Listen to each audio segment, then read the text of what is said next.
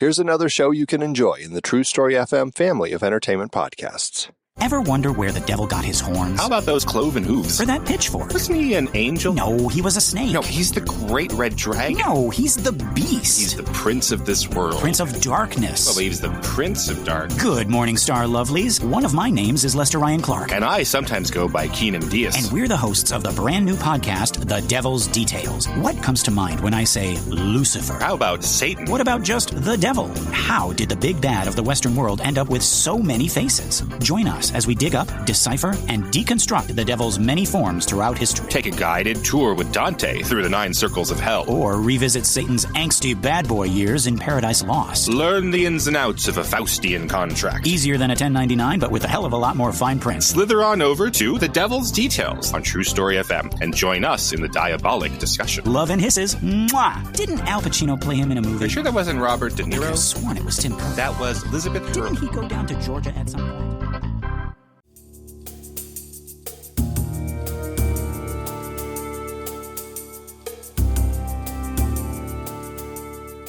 Hello and welcome to this episode of Superhero Ethics. Today myself, Matthew, and my co-host Riki Hayashi are talking about the question, when should a hero hang up the cape? And there's an interesting story of how we got to this particular question, because it kind of came from two different directions. The first one was a question that I've often thought about, and then really came to my mind when I watched X-Men 97, is when does a hero get to say, you know what, I've done enough. It's time for me to have the spouse and family, or just go and travel the world, or just go sit in my backyard and read books because I've been putting my life on the line for however many years, and it's time for me to stop. In X-Men 97, two of the characters try to do that and are somewhat successful, but get a lot of pushback from some members of their team. And so got me thinking about, like, should heroes be able to put their own personal interests above what other people think they need to do? And then the second thing was, I can't imagine why this is in my mind recently, but I've been thinking a lot about when should people decide that they need to step down and let someone else take up the reins of leadership or the hero-ness or the fight. Again, not connected to anything in the news recently, but this topic, I think, is one that also comes up in comics, in fantasy, and in all these things all the time, is when does the older generation need to step aside to make room for the next generation? When does the hero realize that he's actually not able to win the fight anymore, that he might even be causing harm? They might even be causing harm by staying in the fight, and they need to be able to train their replacement or step down or something like that. So these kind of things both come to this question of, when does a hero hang up the cape? And we're going to talk about kind of some of the factors that go into it before discussing the exact questions. But Riki, I just want to give you a chance to introduce yourself and say kind of your overall thoughts on this. Yeah, when you brought this topic to me, for me, like, the angle I approached it from was sports, because athletes get old and their productivity declines, and they're often towards the tail end of people's careers, there are discussions of, should they retire this season? Like, should they keep going, etc. So that's definitely like what I thought of. Mm-hmm. In terms of the question of heroes like X-Men, superheroes, comic book heroes, I do want to say that the cynic in me says they never retire because of the publisher. And in fact, when we're talking about Cyclops and Jean Grey, the story that was based on, like, them getting married and having a kid, they actually did retire. The writer, Chris Claremont, wanted that to be the end of their story. Right. Wanted that to be the retirement for those characters, and then have the newer X-Men characters he was writing take over the mantle. And Marvel Comics was like, no, they're very popular, bring them back. So that, like, to me, you cannot separate the business from the art, unfortunately, in comic books, because one of the other prominent examples is Batman, right? Like, we have seen media like 50 years in the future where Batman has retired, but any quote unquote current story with Batman, he is still, I don't even know Right. how old he is, but he's still going strong, no matter like how old he is, I guess. Oh, for sure. And so I think for this, my angle is more not about the comic book, but about some of the on-screen media, where in one particular, or maybe in one particular comics run, or the like, where in one particular story, the character does get to hang up the cape, maybe because they want to, like Cap in the MCU movies, I think is a great example. And as you kind of referred to, Batman and Batman Beyond, but also I think in a number of other stories. And I also would say I really like the idea of sports you brought up, primarily because I do agree that the kind of idea of the aging superstar who maybe is still very popular with the fans, but maybe their ability is fading, or maybe the fans are, that there's all these factors going in, and are they still helping the team, and are they kind of unbenchable because of how big a star they are, and is their how much is their salary being paid, and all this kind of stuff. But I also think even for the kind of more Scott and Jean Grey question, I look at someone like Andrew Luck, who was the quarterback for the Indianapolis Colts, very successful. I think he had like a 7 or 8 year career, and then he had a bad injury, but then he came back from it and then was like, no, you know what? I'm done. I don't want to, be hobbling the rest of my life because I destroyed my knees playing the sport. I have kids. I want to spend time with them. I've made enough money to be comfortable for the rest of my life. I'm just going to retire. And a lot of Indianapolis Colts fans are very upset. And a lot of other folks are like, no, he gets to do what he wants to do. So, yeah, I think sports is a great metaphor. And we'll probably go back to that a number of times as well. So let's talk about what are the factors we think that go into responsibility, because I do think a lot of this question is kind of the flip side of that old, Ben Parker quote, Uncle Ben, with great power comes great responsibility. Because in some ways, I think that's the whole heart of it is what is your responsibility, both in terms of when do you get to decide I no longer want to fulfill this responsibility, and when do you have to accept I'm no longer able to fulfill this responsibility. So let me first start by asking, how much do you think the way in which a person becomes a superhero or a superstar or whatever it is, and how much agency they had over that, goes into these factors? Into their retirement? Mm-hmm. Well, I don't think very much. I don't know. I know you have some ideas on this, so I would like to hear your thoughts. Sure. So I kind of laid out some different ways in which someone can become a superhero. One is where they actively choose it. They volunteer, or they create the circumstances themselves, something like Captain America or Tony Stark. Sometimes where it's an accident that they didn't want, but it's of their own creation, like the Hulk, or other kind of, like, I think a lot of other heroes have that kind of, like, they're a mad scientist and they kind of made this all happen. Some who are kind of chosen by fate or destiny or genetics, like Luke Skywalker or Aang, the last Avatar. Some where it's just kind of random chance of genetics, like the X-Men. And others where someone else kind of forced it upon them, like Luke Cage. And the reason why I do think it matters is,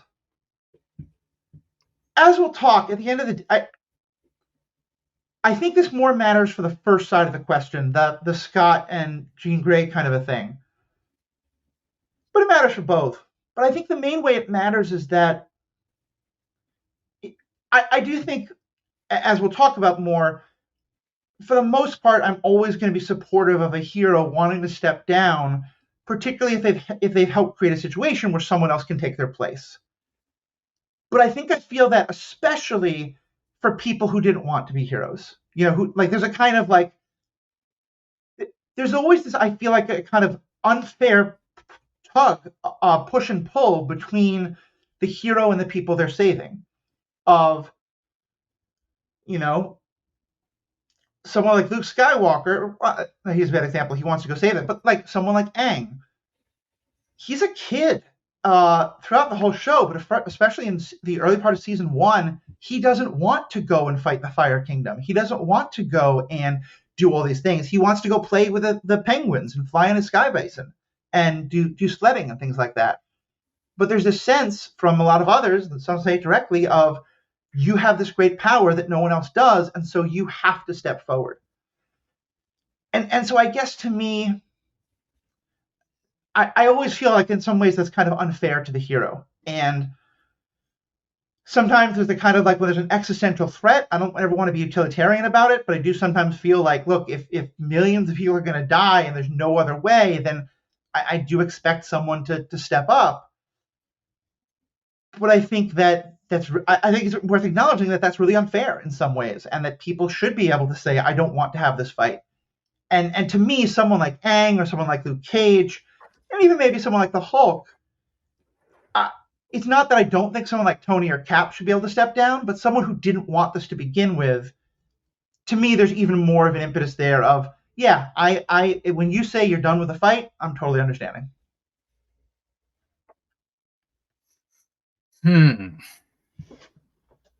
Yeah, I mean, when you were saying that, the thing that came to my mind is Superman, and not specifically like when does he retire, but Superman has this problem, I'll call it a problem, where because of his super hearing, he knows when something's up, something's wrong.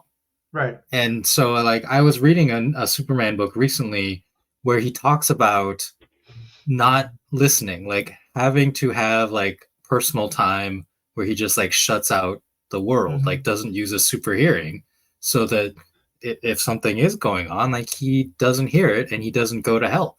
And that's his choice to make. And that's not retirement, but you could see like how that segs into retirement where he just like turns it off for good, right?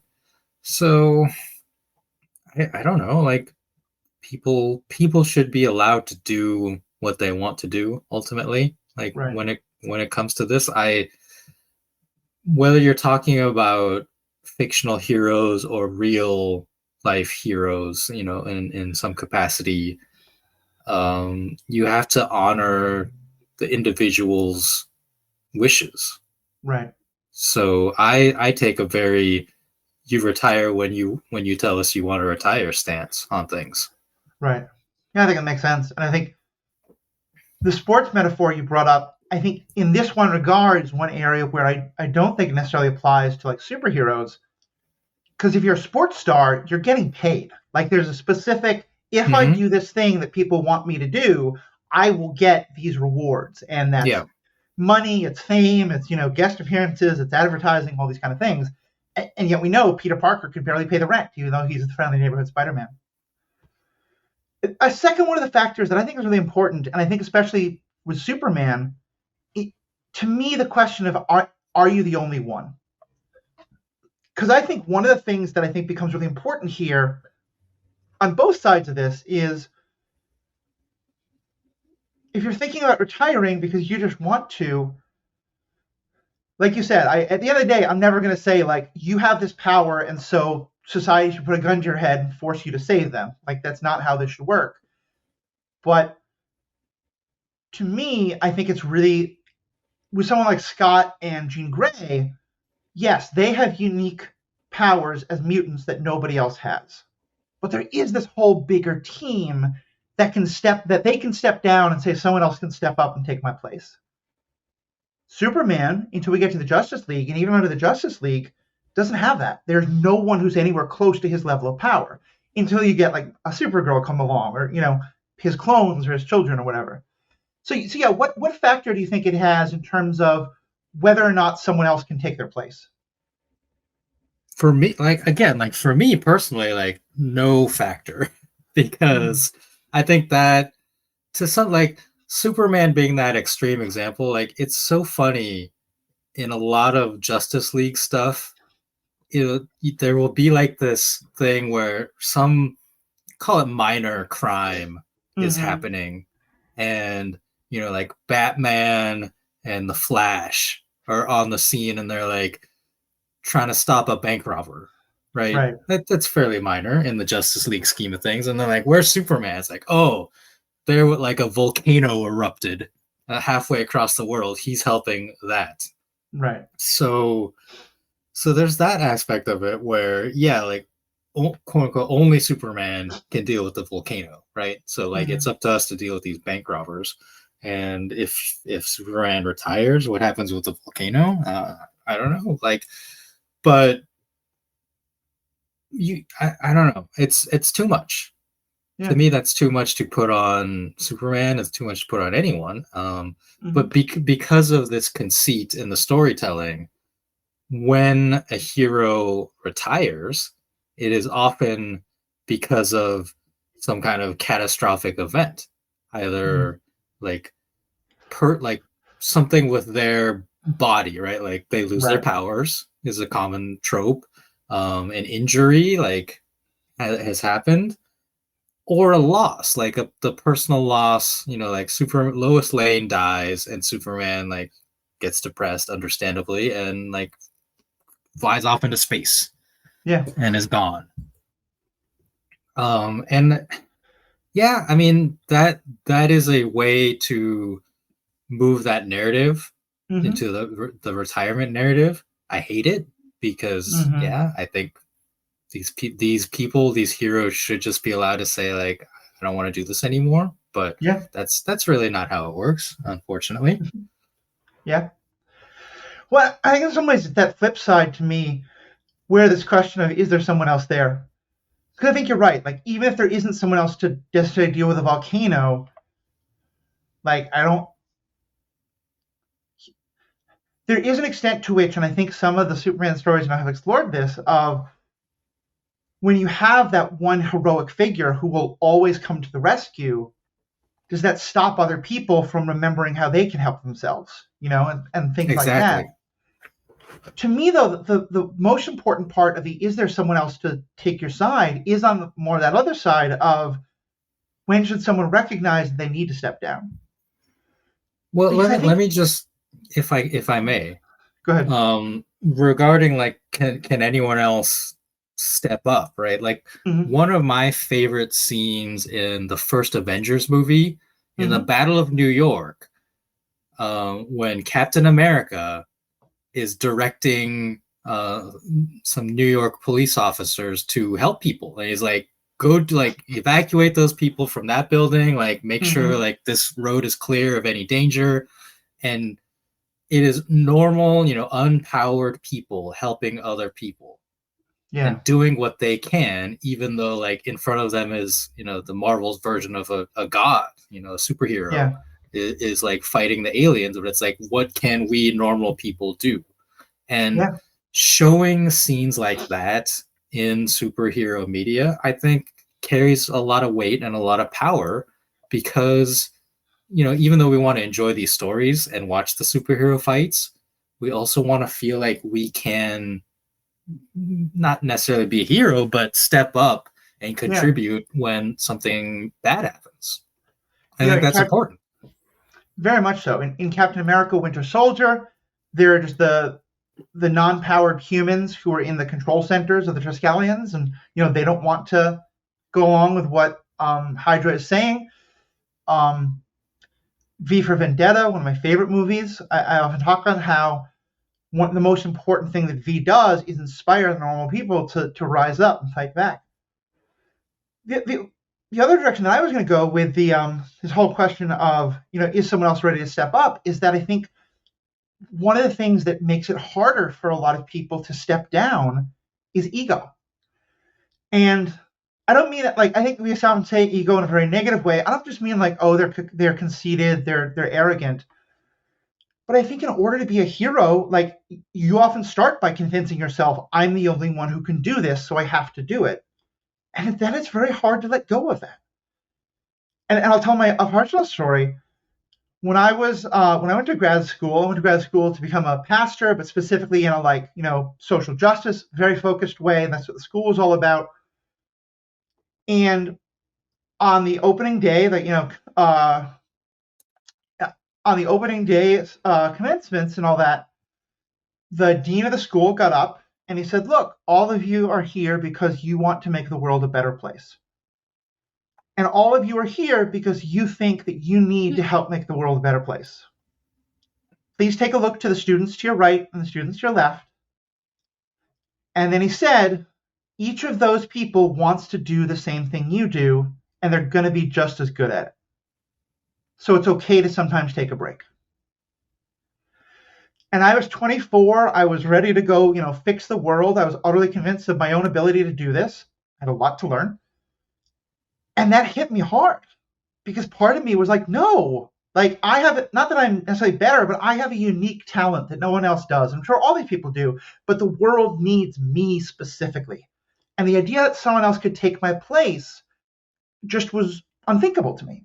I mean, until he said that, and it really challenged me. And I was like, oh, okay. I'm like, I don't want to say that I just ignored the guy. I completely listened to him.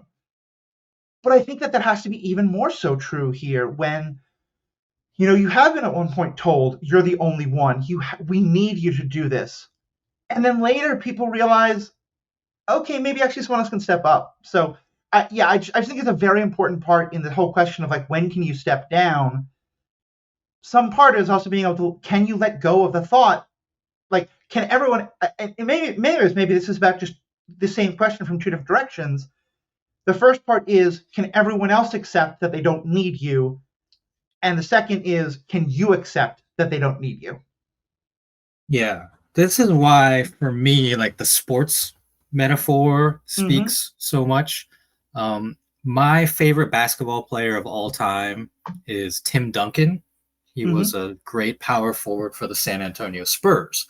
I pulled up his stat page. He was a 2-time MVP back in the early 2000s and won multiple championships with the Spurs.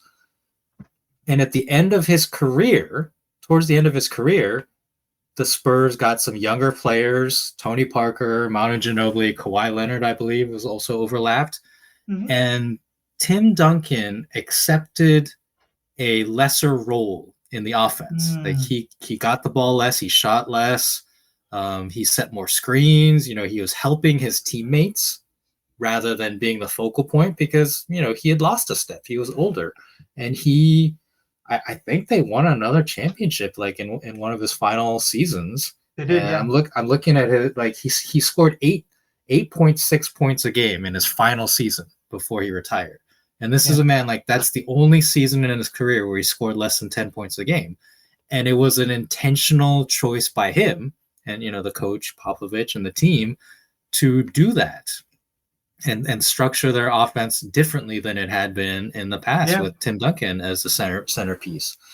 And that selflessness, like, that's why I admire him. Like, he was always that kind of player and had that kind of team first mindset.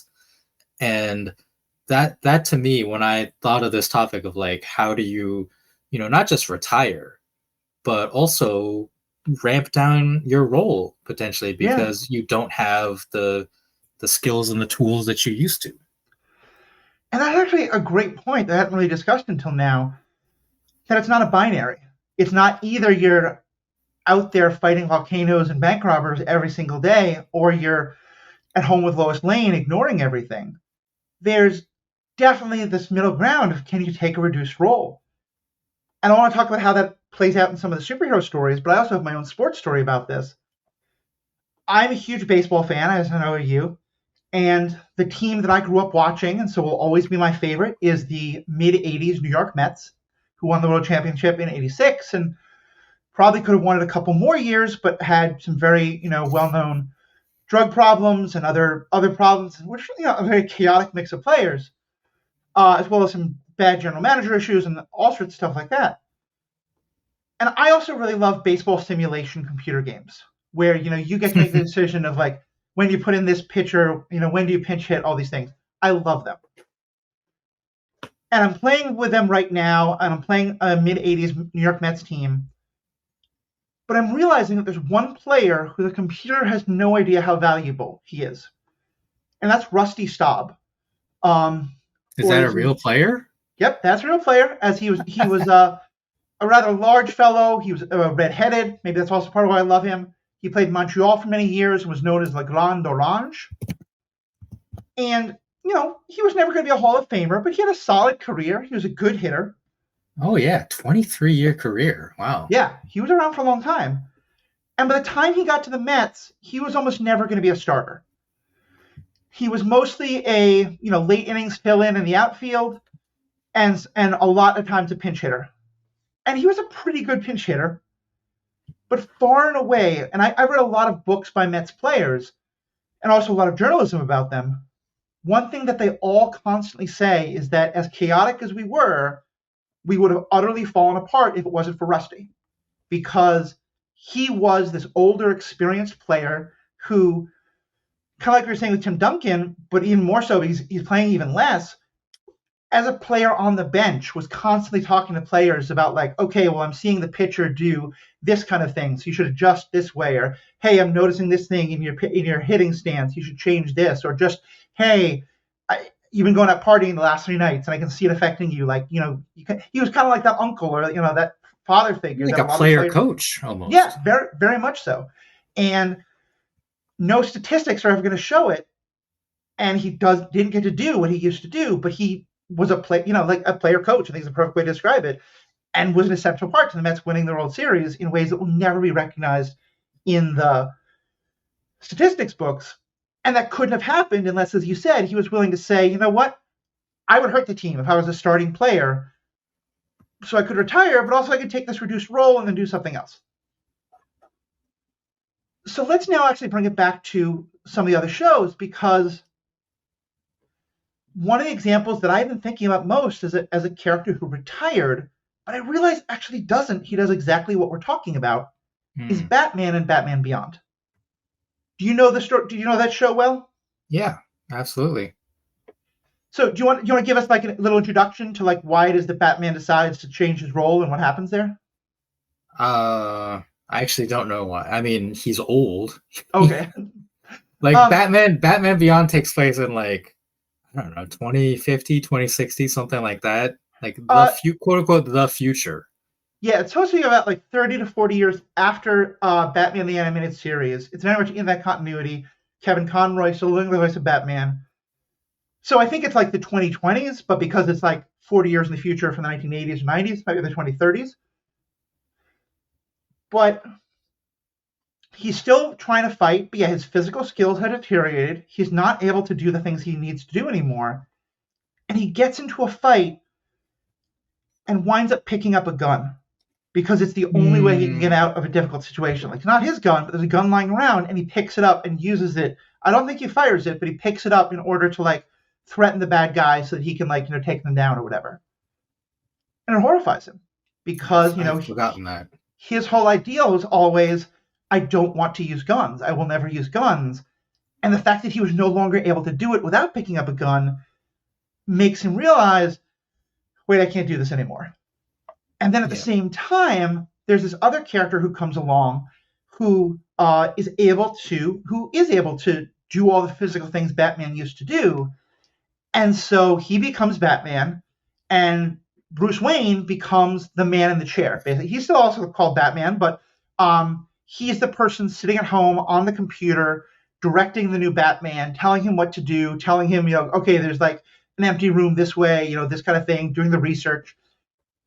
It's a phenomenal show. I think it's one of my favorite Batman shows. But it's really about this idea that, like a couple of our listeners, when I asked about this topic, wrote in suggesting people like Zorro and the Dread Pirate Roberts, where the whole thing is based on the idea that someday you'll retire and you'll not only pass it on to someone else, but you'll train them to take your place. And this feels very much like that. It feels like they're kind of establishing that like Batman doesn't have to be one person, and any one person can step down and say, yeah, I'm no longer going to be Batman. Yeah. Do you know about, you've seen the Justice League epilogue to that? Yes. Yeah. I think I don't like that. That's fair. Yeah.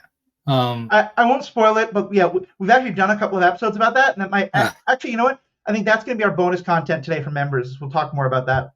Wait, no, I haven't seen it in too long. We're not going to do that. I'll take that whole part out. Let me just try.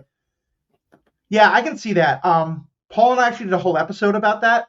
I'll see if I can put in the show notes. It's from a while ago. I'm not sure I can find it, but I will definitely. You can probably search for it. Need to take a little more time. Yeah, Paul and I actually did a whole episode about that. Folks can definitely find it. They're searching for Batman Beyond. But also, yeah, Riki and I, you and I should talk about that at some other point. I haven't seen it long enough. I don't remember the details, but I'm sure there's a lot to discuss there. So when you mentioned the man in the chair, I had already been thinking this, and to me, one of the most important examples of like not a retirement, but a transition in role was, in fact, in my opinion, the original person in the chair, Barbara Gordon, Oracle, Batgirl to Oracle. She was shot by the Joker in The Killing Joke and paralyzed, and would have legitimately been okay to retire from superheroing at that point, right? She chose to stay on and became the character Oracle, who is like the archetype of the computer genius who's like directing the traffic and on the comms with all the other heroes of the Bat family. And like, again, like I'm pretty sure like that she set the archetype, or at least was like the most popular version that led to a lot of other similar characters like her. And that's again, like she could have retired, but she chose. I'm not even going to say like diminished role. It's a different role that was essential and needed at the time, because we, like, as a society, was also transforming into a digital society. So it was a good way to incorporate that into the story as well. Yeah, I think that's so true. And I'll say, not every Oracle episode or issue was perfectly done by any means, but overall, I feel like the character was also a huge step for disability representation in a way that I love, because it's exactly that. And there's a joke that a lot of people use that's kind of, I think there's a lot of truth to. It's not 100%, but it's that all of us are only temporarily, all of us are currently, it's that all of us are temporarily able-bodied. Meaning that some of us might be able-bodied our entire lives, but the overwhelming majority of people are going to become less physically able, and maybe to a point of that you consider it disabled. I'm not going to get into like where that line is by any means, or if there even is a line. But many of us are not going to have the abilities that we have at a later point in our life. And so her being able to, and for her, it's not because of aging, as you said, it's because of a traumatic wound that she receives. And so for her to say, okay, I no longer have the abilities to do the things I used to, but I still have these abilities and I can do other things. To me, that's, again, a great example of what we're talking about. The ability to kind of recognize, like, hey, I can't do the job anymore, but I can still do something else. Yeah. But also, as you said, if a year later, she was like, you know what, I'm still having nightmares about when Joker shot me, or just I met someone cute and I want to focus on them, or or just want to go hike in the mountain, or not hike, hike, you just watch wheelchair hike routes. If she wants to do any of those things, that's perfectly good. It doesn't have to be because of the trauma. And yeah, like she definitely sets up the Batman Beyond version of Bruce Wayne. Actually, she's in that story too, right? She becomes the police commissioner, doesn't she? Yeah. In that future? Oh dear. Yeah. She has, that is very antagonistic, kind of a fun three-way dynamic between her, Bruce Wayne, and Tony, I believe is the name of the person who takes over. With both of them being kind of parental figures to him and pulling him in different directions. So I think Batman is Terry McGinnis. Terry McGinnis, not Tony, is Terry. Thank you. So I feel like of the two big questions we started with, we're pretty much on solid agreement that a hero should be able to retire whenever they want to retire. Please do. Great power comes with great responsibility, but part of the responsibility is also to yourself and to your family, and that you have to figure out how to, superheroes get work-life balance just like anybody else. And well, I think there's some truth to the idea of sometimes, like, there is this existential threat or whatever, and if you don't step up, maybe no one else will. But also a lot of times, if you don't step up, someone else might. You might even know, or how can you train that person? So let's talk to the other side of when maybe... So let's turn to the other side of when the hero should be stepping down but aren't necessarily wanting to. Just in general, like, why do you think this would happen? Like, if a hero wants to put their life at risk, even if they're not as good at it as they used to be, Why is that a problem? Okay. What do you have an example of this? Because again, like we're at the whims of the storyteller, and it's like why would they be telling this story? I guess is my question. Right. And when have they done so? Because Right. I struggle to think of a story like this. Mm. The Batman Beyond thing, like he's so old in Right. that, right? Like it's obvious to everyone that he should not be Batman. But where's kind of our creaky like midlife crisis, like feeling a little creak in the back, Bruce Wayne? Mm-hmm. We got an interesting bit of this in Spider-Man. What was the No Way Home? Right, Mm-hmm. when we get the Tobey Maguire and the Andrew Garfield Spider-Man came Mm-hmm. in, and they were talking to each other about like, yeah, like my back's bothering me now, like I can't quite do it, like, Yep. and I guess from Spider-Verse, Peter B. Parker is Mm-hmm. kind of like he's older and also becomes a father, Yep. although he's still superheroing as a dad. Right. But I think like that's kind of the character maybe Mm-hmm. that is like maybe it's time to hang it, like right at that point where it's like you should start thinking about hanging it up. Right. Is like the middle-aged Spider-Man. For me, I think one of the examples that comes to mind is Professor X in the movie Logan, where he is getting older and some of the mental issues that can set in for people. And I don't know what the lines are between just aging and mental fading versus dementia versus like other things. So I don't want to like use medical terms, but just for many people, mental facilities can start to fade. And in Professor X's case, not only does it make him less able to help, but he causes harm. And there are times where he can't control his powers anymore, and lots of people die in that movie. To me, that's kind of one of the most and part of the movie is him still wanting to help, and Logan having to help him understand like you can't do this anymore. So I think that's one of my first examples. I don't think many other examples come up in like MCU and DC stuff because they don't want to retire that hero. But Well, I was gonna say I do think that in a lot of often the origin story of our original of our hero is often about the older person having to realize that they need to step down, and so that's where I think we see it there. But also, I just feel like God, I'm trying to.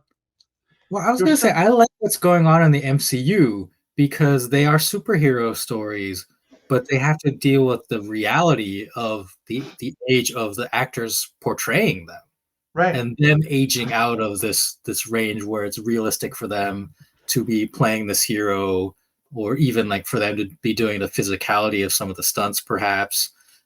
Chris Evans has definitely commented publicly about not wanting to keep his body in this ridiculous shape, like the superhero physique shape that is forced upon him by media. And that is absolutely like his right to not do that anymore. I think in general, like women have been dealing with this for a lot longer, like the supermodel body.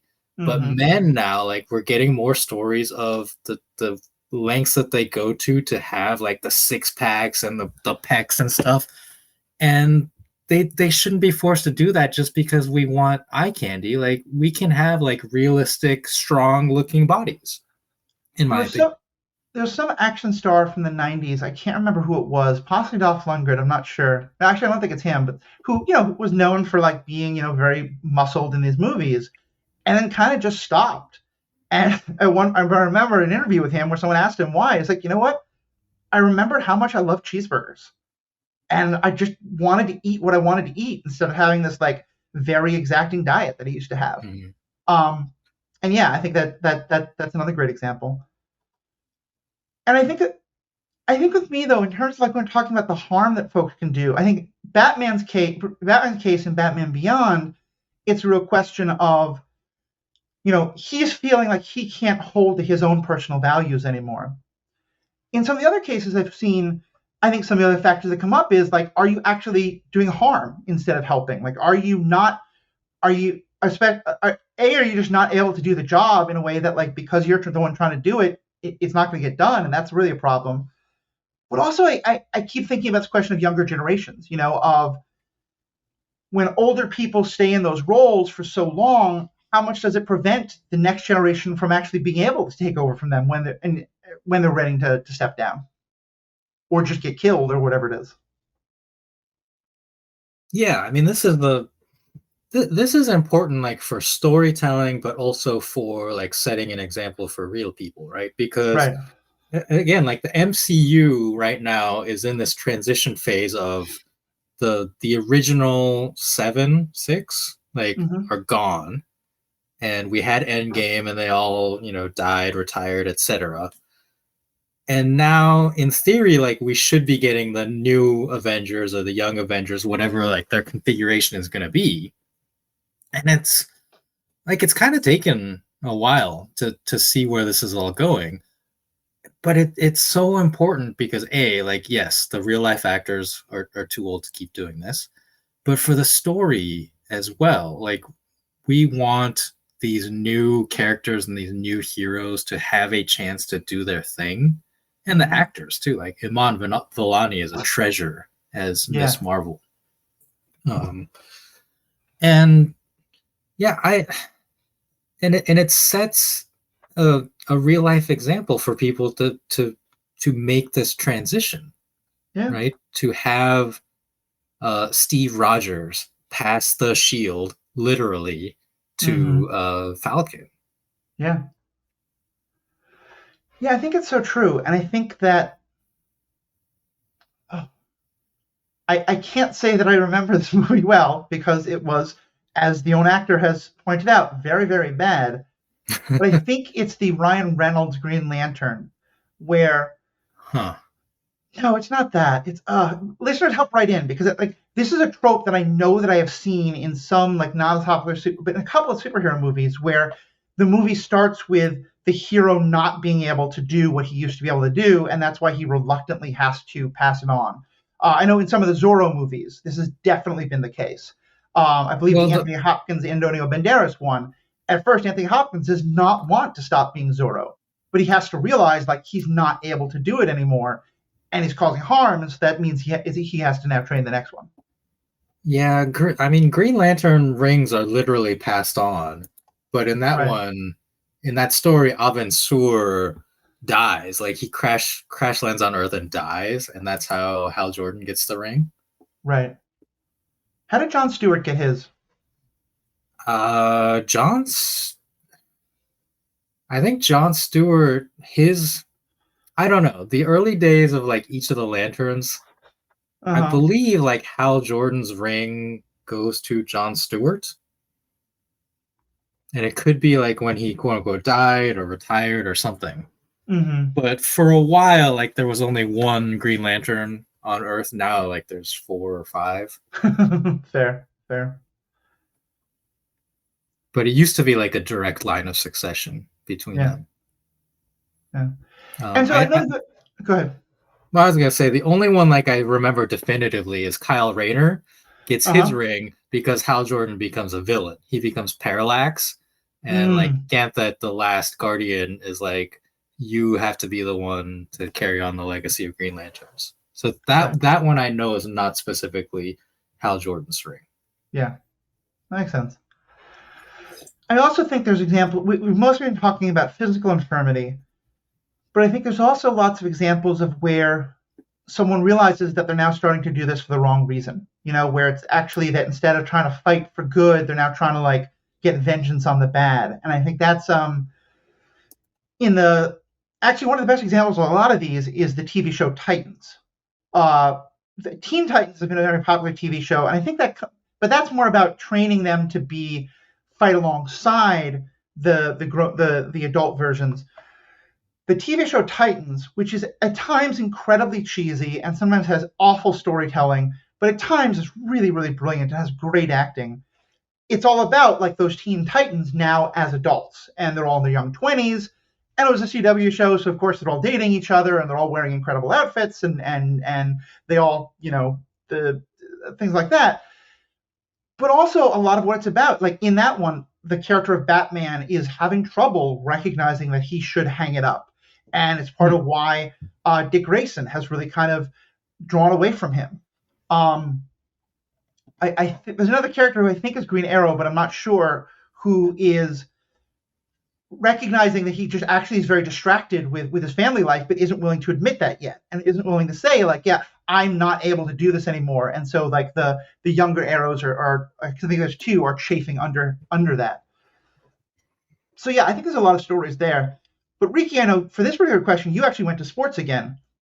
Say more, like, in a case like Tim Duncan, like, yeah, it was great that he could take a different role. Other players retire. But what's wrong with a player wanting to just play as long as they want? I mean, I don't know if I can say wrong, but a player hanging on too long, because there are resources, right, in sports. Yeah. There's a certain number of roster spots you can have for players. And so if you devote one to this person, like, that's one fewer spots you have. And playing time as well. Like, especially, you see this a lot in basketball, when the older player retire, or like is in their final season, but they were a superstar. Yeah. Right? Like a Michael Jordan or a Kobe Bryant type, in their final season, they're still Michael Jordan or Kobe Bryant. They still want to shoot like 30 times a game, 20 times a game. I don't know. A lot. Because you mentioned earlier the ego, right? It's hard to put that aside. I think Tim Duncan, like, that's why I admire him so much, is like, it was such a different end of career trajectory to a lot of legitimate superstars when they're in their decline phase. In basketball, like, I think LeBron James right now, we're seeing the end of his career. Like, he got the scoring title, like the all-time scoring title. Mm-hmm. And there's a question of, like, whether his pursuit of that and his need to keep scoring points at his age was a detriment to the team, like to winning, to the development of the next generation of players, right? Like, they're not getting as many looks, like, all the ball is constantly going to LeBron type of thing. But it's also a business, and fans, want to see LeBron James, especially, if it's his last season. Like, that is a legitimate thing that leads to ticket sale bumps. It's like, hey, come, this is your last chance to see LeBron James. Mm-hmm. I wish I had taken the opportunity to see Ichiro Suzuki in baseball when he retired, before he retired. I never got a chance to see him play live. So if they had announced, like, this is Ichiro's final season, like, I would have, at the time, I should have tried to go see a game, right? So it's a weird balance between what the player wants, what the franchise wants or needs, and what the fans want. It's not like a one answer fits all. Yeah. No, I think that's all really true. And I think that, like, we've talked about this being ego, but again, I think it's not that we're necessarily talking about people being arrogant. I think it often comes from a very good place of, when earlier in your career, as a superhero or a politician or a crime or a sports star or anything, it gets into your head and everyone around you is telling you, we can't do this without you. We need you. And yeah, it's probably great. You probably have a lot of personal interest in it. And, it feels great to be the winner. But, like, as a hero, you are doing good for other people. And whether it's, winning championships that just brings a lot of joy to your fans, or it's, like, saving the world. And so I think that, like, ego, I want a kind of more positive, but still, like, understanding why it's a problem word. Because, yeah, it's basically that idea of, like, it's ego combined with a very legitimate responsibility of, I don't want the world to fall apart. And up until now, I have been the one who had to save the world. So accepting the idea that not only can I not save the world anymore, but someone else could do it better than me, it's not only ego, it's like it's a challenge to your self-image, Like, I wonder how many of these heroes, especially, I know this happens in sports a lot, and in other fields as well, your sense of self becomes, I am the person who saves this. I am the person who hits the game-winning shot. I am the person who fights the volcano. And so when you have to realize maybe someone else is better able to do that, it's really hard because then you have to ask, who am I instead? Yeah, I don't think there's anything wrong with calling it ego, and whether you think of that positively or negatively, you cannot have like this caliber of player without ego. Yeah. Like the thought process of I am the best, I can beat this person on the dribble or whatever, like I can hit a home run off this pitcher. That is part of the psychology of sports. And if you don't have that, like there are so many talented players, in my opinion, that don't reach maybe the heights that they should because of psychology, because they have self-doubt, and that leads to them not trying, something or whatever. So I think it's absolutely ego, and it's fine. Like there can be positives, there can be negatives. Yeah. And I want to throw out like the final player for me that I thought of in all of this was John Elway. He was a quarterback for the Denver Broncos, and he, at the end of his career, he won back-to-back Super Bowls with the Broncos, and then retired after the second one. Yeah. And he was at the top of his game. Probably could have played, a couple of more seasons. Who knows, like how good he would have been? But he was like, that's it. Like it doesn't get better than this. Yeah. And it's like there are some examples of that where it's like a storybook moment, and it's like, yeah, why don't we just call it here before we see that decline? And maybe he was already like feeling it, like physically or like just mental fatigue. It was like, why I just won 2 Super Bowls. Like, why would I want to keep doing this? No, I think you're right, especially because I would say as a New York Jets fan, because my team keeps signing these people, you see examples like Brett Favre and I'm afraid Aaron Rodgers, but also a lot of others who don't get to that point, and they keep trying and they get worse and worse. Joe Montana, I think there's an argument that he's the best quarterback of all time. He's certainly in the top 3 or top 5, however you want to do it. We're not a sportscast. Don't write in. Actually, you should write in whatever you want. We're not a sportscast. But we could be. If I remember, like he had to be benched eventually, and that was a really hard thing, in part because he was so popular with the fans again, and he was such a big name. And I think he did retire with some amount of grace, but there have definitely been some others who it's really hard for them to step aside and to realize that it's not their time anymore. So, and good. I do not blame. Let's see. I don't blame the players. I think you can put some blame on organizations if they, maybe like give too much money to a player, or the contract is too long, or you just like, they already have a viable replacement. It's like, why are you delaying the promotion of the replacement type of thing? Yeah. But for the player themselves, again, like similar to the hero thing, like they can choose when to retire.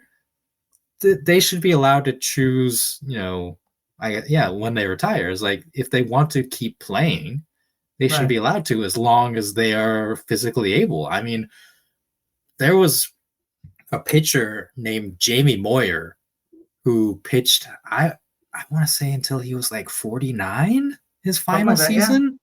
Yeah. And he didn't have it in the traditional sense. Like his quote unquote fastball was like 81 miles per hour when like pitchers are throwing 90 to 100, right? Mm-hmm. But he had that smarts, the wily, like controlled pitcher.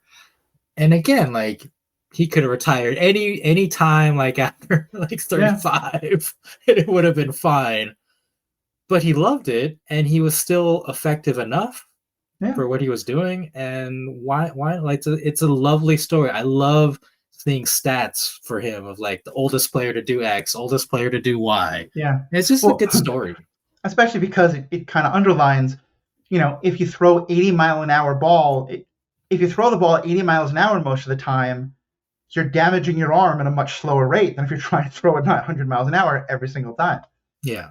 But also, I think that maybe brings up the last good point here, which is the question of who you're accountable and who is going to tell you the hard truth. Because in a situation like what we're talking about here, I think I agree with you in part because, like I said, like I don't blame Brett Favre and Aaron Rodgers for taking the money from the idiotic GMs that my team has. I blame the GMs for continuing to give them the money. And Who knows? Maybe Aaron Rodgers is going to carry my team to a Super Bowl, and I'll be incredibly grumpy about it, but I'll love it because my team's never won a Super Bowl in my lifetime. But again, it's a business decision too, and that's part of their calculus is no doubt we can sell, some percentage more tickets because people will want to come to see this player. Well, and I guess that's totally true, and or jersey sales or whatever. Pete Rose declined a lot in his later years, but people wanted to go see, like, when is he going to break the hit record by Ty Cobb, and then what's going to happen next, and and he was a player manager and all this kind of stuff. But what I'm getting at here is that in most of the fields we're talking about in our own world, not all, there's someone else who gets to make the decision, or at least strongly encourage them to say, hey, you were great, Joe Montana, but Steve Young is here, and you just don't have the skills you did 5 years ago, so we're not going to start you today. And I think that, who's going to say that Superman? In the early Superman stories, no one. Maybe Lois Lane. In later stories, though, Batman and Wonder Woman and the others who are kind of like on... Actually, no, Superman's a bad example because I think you would have listened to Jimmy Olsen or Lois Lane about that too. But, I think it's why superhero teams, I think, are so essential. It's why superheroes feeling like there's others they listen to, because then there's someone who can point out that hard truth to them. I think we see in our own world that when you just kind of... How many celebrities have put out, sports stars have put out these appallingly bad rap videos or something like that, because everyone around them is just going to say, oh, you're awesome. Everything you do is awesome. And I say this as, my favorite team in the world put out Let's Go Mets, which is god awful. But yeah, I come to that point all the time, but I think with this especially, that question of, just having other people you're accountable to, both so that you can say, having other people you're accountable and having that go both ways. So that Wolverine should be able to say, Scott and Jean will miss you, Jean especially, but yeah, go take care of your baby. I get it. And also that the people can say, hey, Professor X, hey, whoever it is, you've done a great job, but it's time for you to step down and let someone else do it. I mean, Wolverine is an interesting one. Let's talk about that real quick, because we all thought Logan was the final Hugh Jackman Wolverine, and now we are weeks away from Deadpool and Wolverine coming out, prominently featuring Hugh Jackman as Wolverine, a variant of some weird timey-wimey stuff. Yeah. And now there are questions and discussions of, should the MCU just cast Hugh Jackman as Wolverine for the next 10 more years? Because people think he still has it. So I don't know, if he wants to do it, let him do it. I think they should bring someone else in, someone new in, but it's ultimately his decision to make. It's Marvel Studios' decision to make. And whatever direction they go in is fine. I haven't seen any of the previews or trailers, but my sense is, just from a little bit I've known, and also what I know about Deadpool, this is kind of Hugh Jackman's Oracle days. Not that he's physically unable to do the fighting of Wolverine anymore, but that he's not coming in to play the super serious Wolverine that he did such an incredible job of. He's coming in to flirt with Ryan Reynolds and to create as much fan fiction as he possibly can, and to have fun being kind of almost a parody of his own character, as everything in Deadpool has always been. So I think it's interesting that he has come back in a different way. It'll be fun to see. And I want to go back to Jamie Moyer. He did pitch his final season. He was 49 because 2 years prior to that, he had Tommy John shoulder surgery. So I believe he is also the oldest player to have Tommy John surgery and then pitch again. Wow. Just unbelievable career. And there's statistically, there's no way he's a Hall of Famer, unfortunately. He didn't get voted in. But, people talk about the Hall of Very Good. There should be some kind of hall to honor him and his story in the game. I love him so much. Hold on, I'm doing quick math. Yeah, no, I think it's great. The Mets for a couple of years in the 2000s had a pinch hitter again, Julio Franco, who also played until he was 49. and he was just amazing. It was just so much fun watching that. It's one thing I'll say about baseball. One reason I love it is, I could work all my life on my basketball skills, as I think it was, I remember who said this, but you can't teach tall. I'm never going to be big enough or athletic enough to be a basketball player or a football player. But oh God, why can't I remember his name? The fat Met who he was on the Indians for a long time, and then Bartolo Colon. But when Bartolo Colon stepped up, and for the Mets, I was in my 30s. He was a couple years, and I was gaining weight already.